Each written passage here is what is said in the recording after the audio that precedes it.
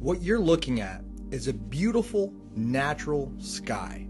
Beautiful puffy clouds, really blue sky with a really pronounced contrast from blue to white. Look at how beautiful this is, okay? This was filmed with a time-lapse camera. Now this is a day when planes are spraying in the stratosphere. It's called stratospheric aerosol injection.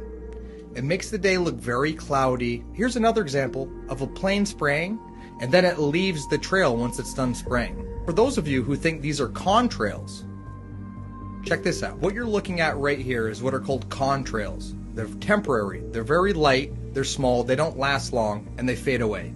These also can contain really bad chemicals, but they are not what looks like stratospheric aerosol injections. So what do you do? What can you do about this? We don't know what chemicals that they're spraying out of these planes. Number one, figure out who has the authority over the airspace over your house.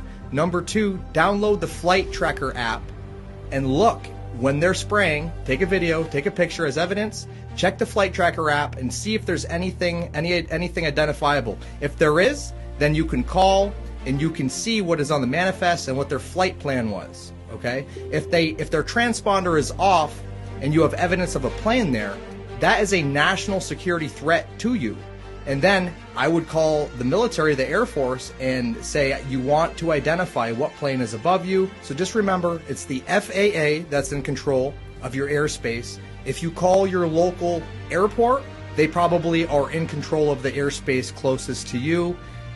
Every airplane that flies has to check in with each new airspace. They have to speak to them. So it will be recorded. The information of who this plane is and what is on this plane does exist out there, and you need to demand it. Contaminating the white vapor trails that commercial airlines leave behind. Go with me on this. I did a little research last night. What if it's true? What if the chemicals are affecting the general population somehow? I know it sounds a bit ridiculous. Antibiotics won't work without the metals being cleared. Acute flu-like symptoms. Respiratory problems. Which is why my first thought was pneumonia. Poisoning our food, air, and water. It is not a coincidence that more and more people are getting sick. Quarantined this epidemic. Has imposed a citywide lockdown. Immune suppressing agents. What, metals? Yeah. Barium 5 milligrams, aluminum 7. Chemical called E901. And barium and aluminum in the patient's blood. Making the biggest investment ever to deal with the climate crisis. I know you all know there's no climate problem.